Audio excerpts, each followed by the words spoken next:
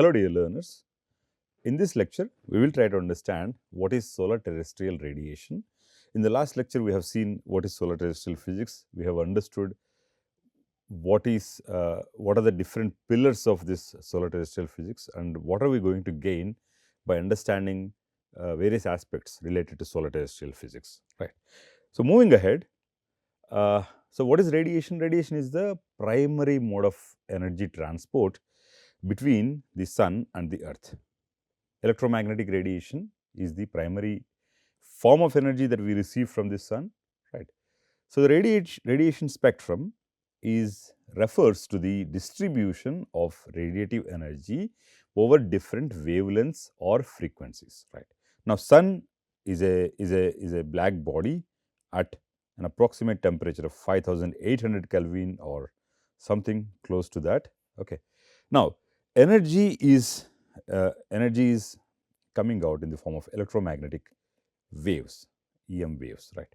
Now, these electromagnetic waves have different wavelengths or different frequencies. The entire energy is spread across this wavelengths. Okay.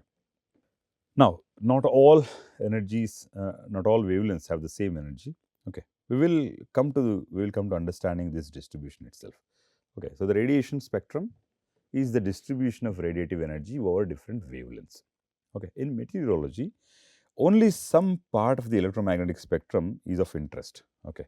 Why? Because this seems to be if you are talking about the lower atmosphere, let us say in troposphere, where all the weather happens, right, where all the cyclones or where all the weather phenomena naturally occurs in the troposphere, not the entire spectrum of energy is important, only some part of the electromagnetic energy is important. But when we are talking about solar terrestrial physics or things related to the upper atmosphere, a completely different band of energies is important. Okay.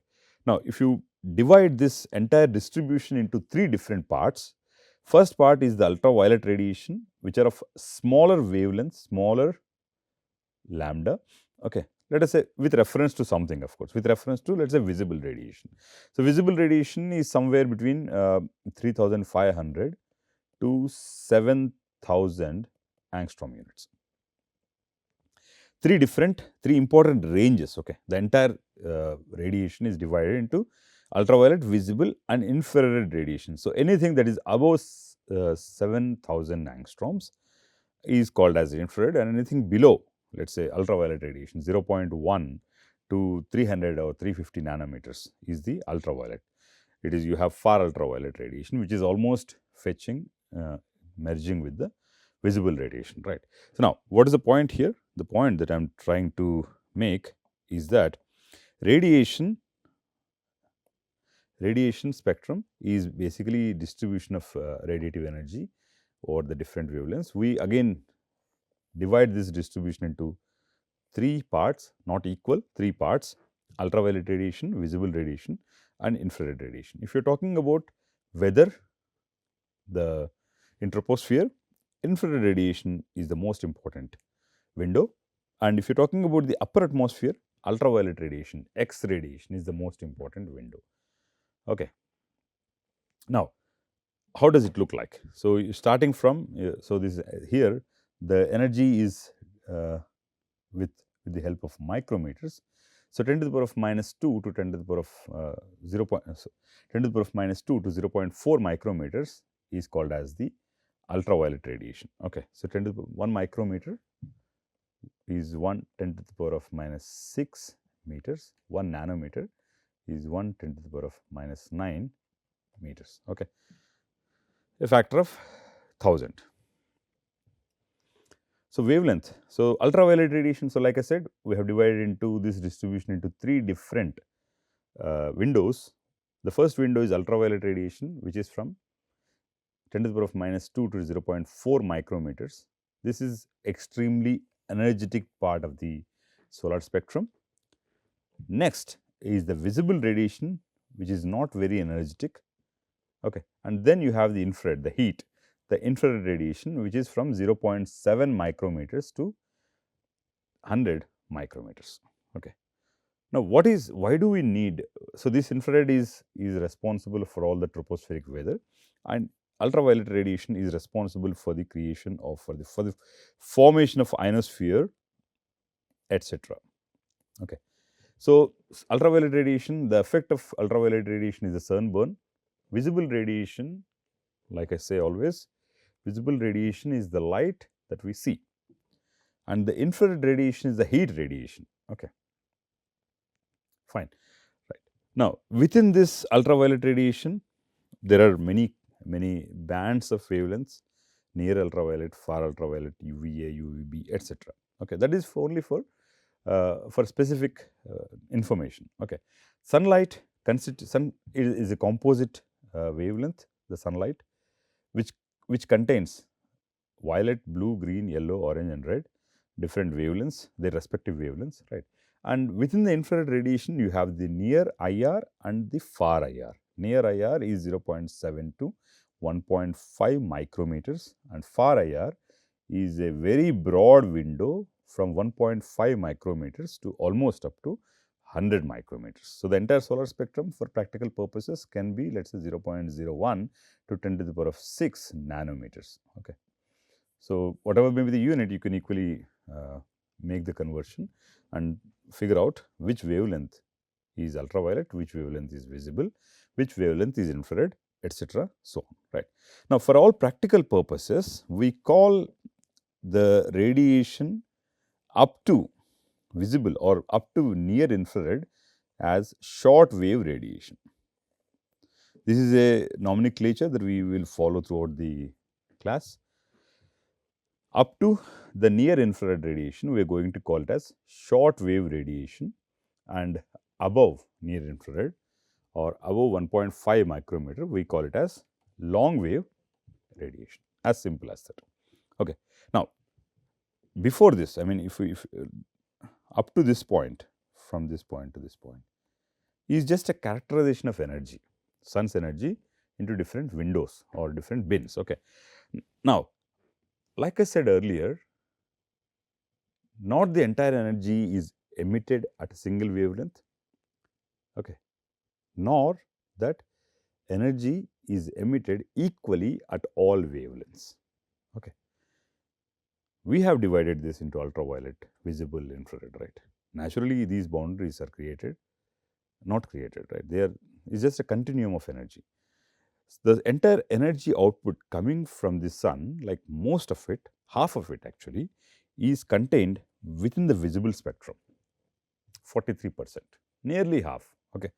And then ultraviolet radiation, although is very important and very much responsible for the creation of ionosphere, for the formation of ionosphere, the ultraviolet radiation only contains 7% of the energy output from the sun in the electromagnetic radiation. Okay. It also emits particles, that is a different story. 7% of the electromagnetic energy is bundled into ultraviolet radiation. 43% exists, 43% is in the visible radiation. Okay. And 37% is within the near infrared, which is again short wave radiation, and 11%, only 11% is in the far infrared radiation, right. So, what do we remember here? What do we take home from this is that energy is not distributed equally among the three windows of wavelengths that we have defined. One low wavelength, ultraviolet, visible and infrared. Most of the energy that is coming from the sun is concentrated within the visible radiation. The infrared radiation is responsible for the weather processes, the tropospheric weather, okay, or the circulation. Ultraviolet radiation is responsible for the ionospheric processes or the formation of ionosphere. Okay. 43%, 7%, 10% and 11%. 37% and 11%. Okay. Now, this is the sun's output. Sun as an emitter of electromagnetic energy is distributing into these wavelength windows. Okay. But now, Earth, of course, Earth is also a black body emitter. at approximately 277 or 280 Kelvin. How did we get this temperature? Because sun is heating the earth to a particular temperature. It cannot heat it to, let us say, 400, 500 Kelvin. Because of whatever that the earth is receiving, earth is reaching an equilibrium temperature of 277 Kelvin. Now, any object at a particular temperature can radiate energy.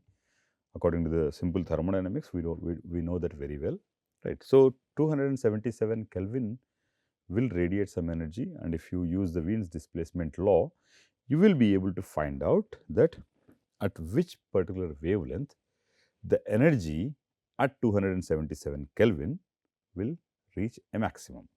The Wien's displacement law is lambda max times T is equals to constant.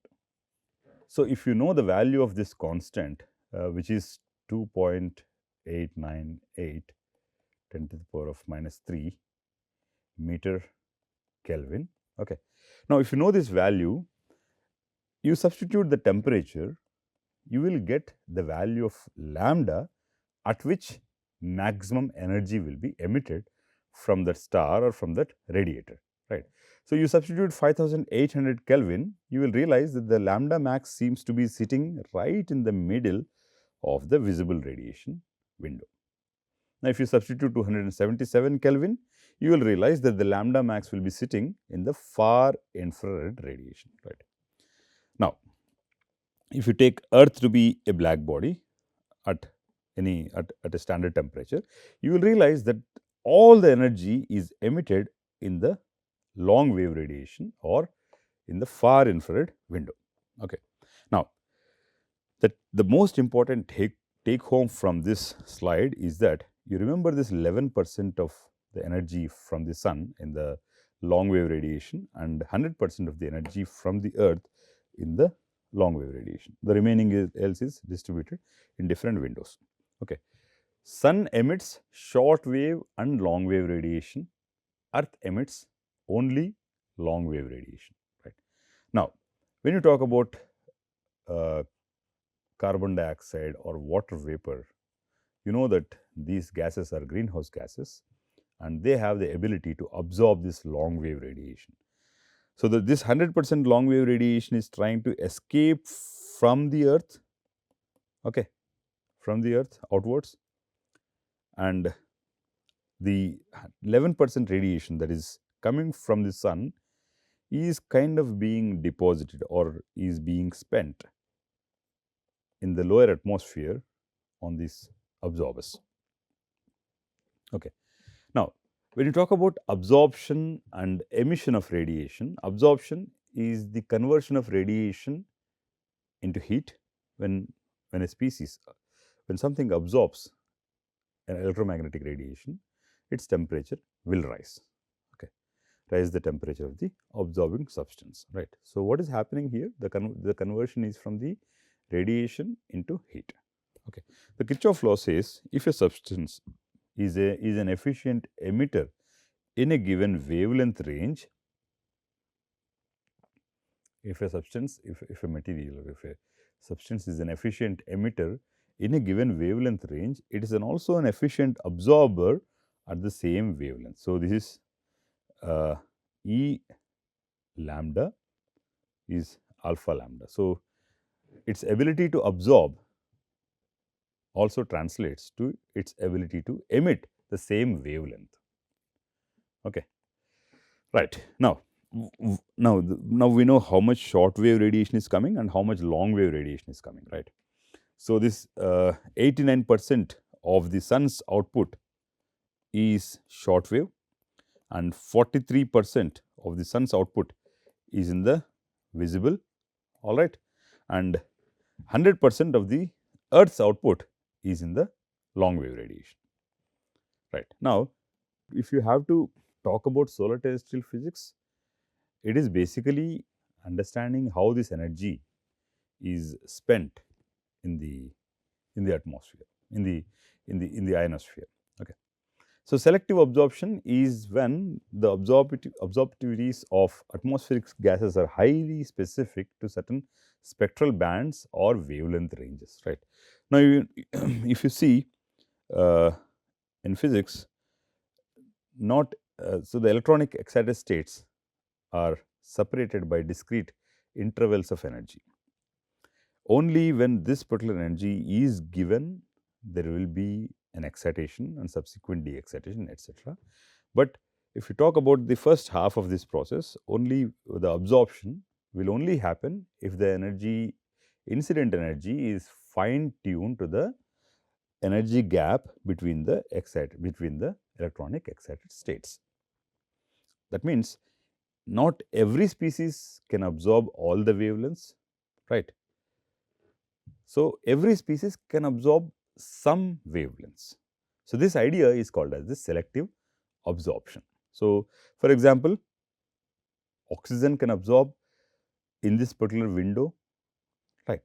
Now, if you talk about solar radiation, the shortwave radiation, that means the high energy lambdas, high energy wavelengths, ozone, O3 and oxygen, molecular oxygen, are very good absorbers of ultraviolet radiation.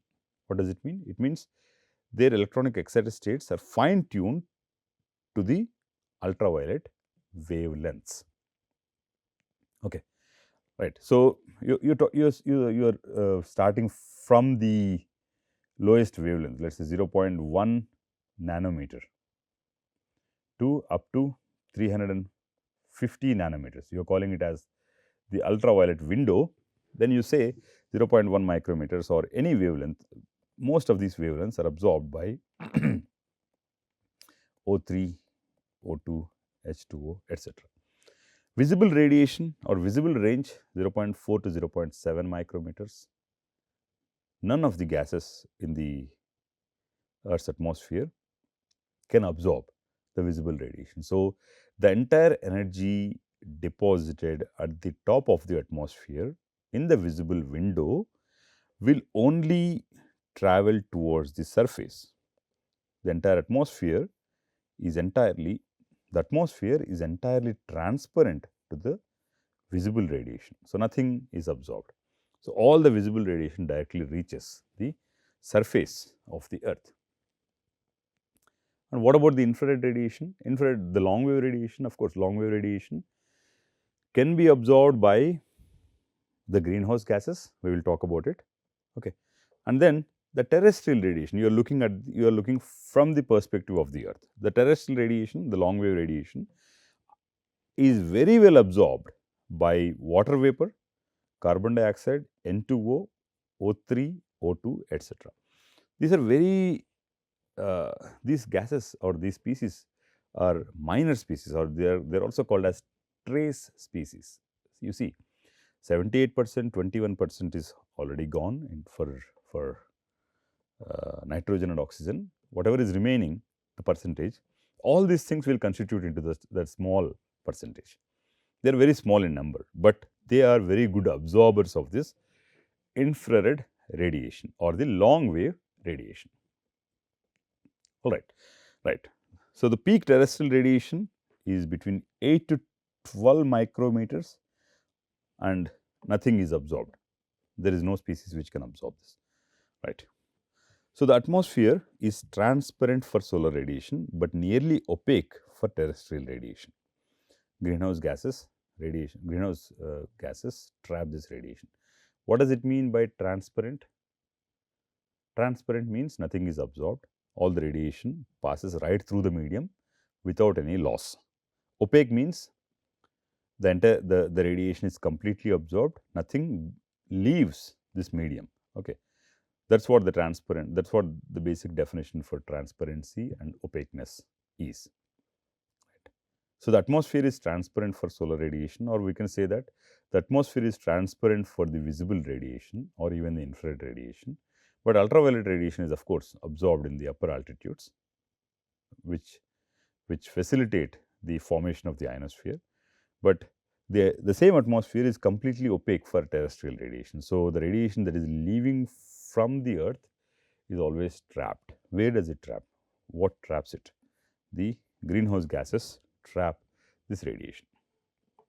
Now, figuratively, like global long wave balance, if you look at the total radiation that is coming and going out in the long wave radiation, 30% of the solar radiation is reflected by the clouds, atmospheric gases and the surface. Whatever that is coming, 100 photons are coming, 30 photons, let's say 30% of the energy, solar radiation, is reflected by the clouds.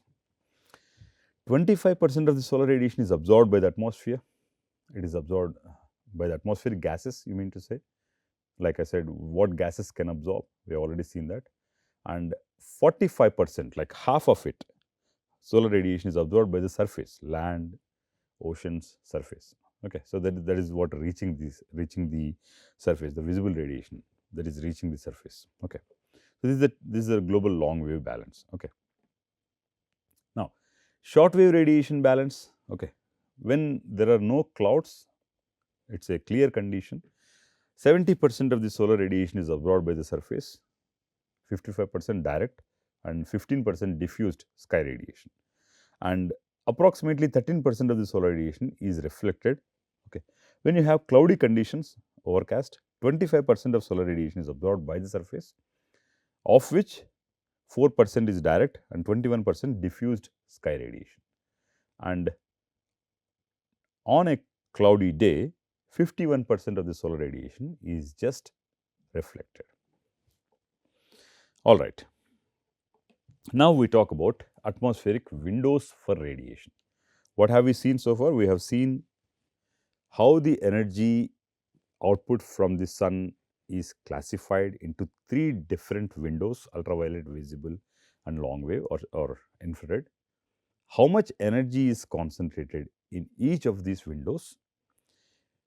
What is the contribution of this energy in the Earth's atmosphere?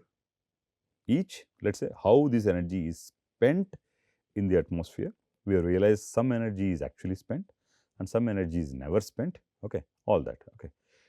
Most important take home is always remember that 43%, nearly 50% of the energy from the sun reaches the earth in the form of visible radiation. Okay. Right. Now, atmospheric window. What is a window? Window is something, window is just, we're talking about spectral window, something that lets light radiation through, right? Window is just something that lets sunlight through. Okay, you have a wall, you have window. Window allows the light to the other side, wall doesn't allow. Okay. Atmospheric window is a spectral range where the atmosphere is nearly transparent. Okay. So, the atmosphere is not hindering in the electromagnetic wave energy transport from the sun towards the earth.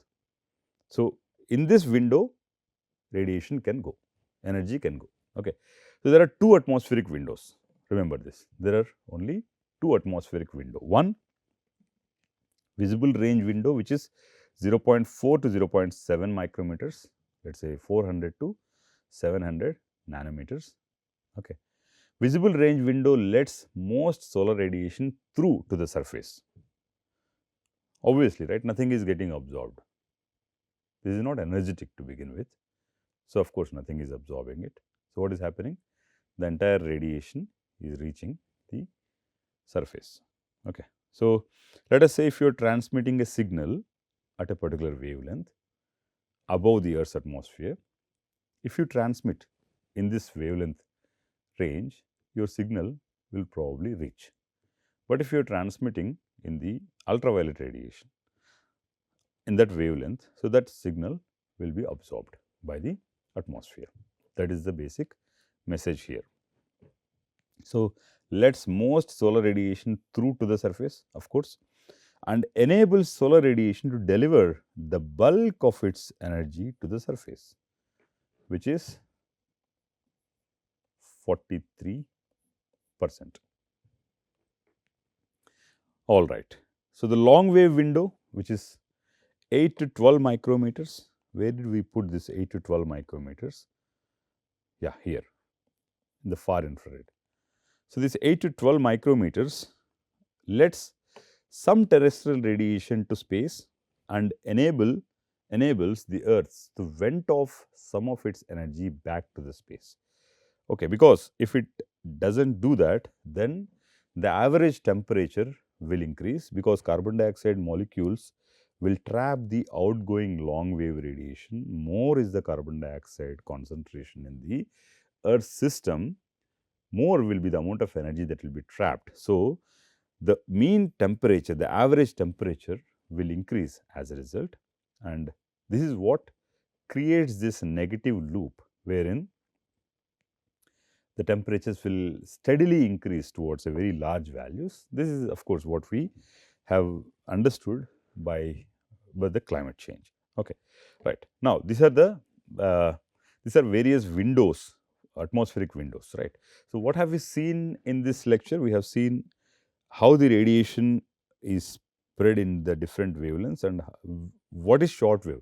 Always remember where does short wave radiation end and where does long wave radiation end. For Earth, the entire output is in the long wave, but for the Sun, it is only 11% of the energy. I'm not talking about the infrared, I'm talking about long wave.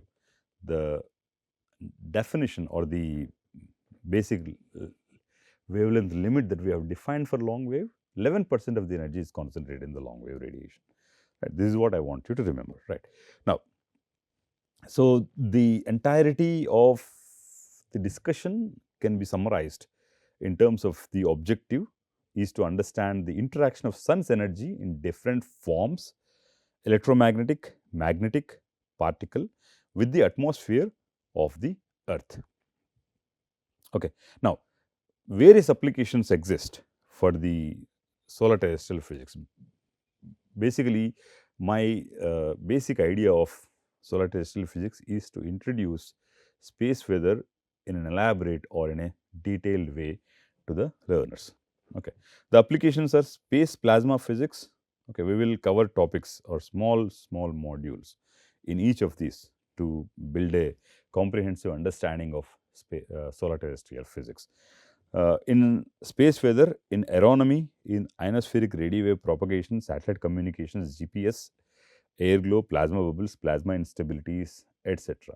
So many aspects related to the space are governed by the complex energy exchange, complex energy transfer mechanism.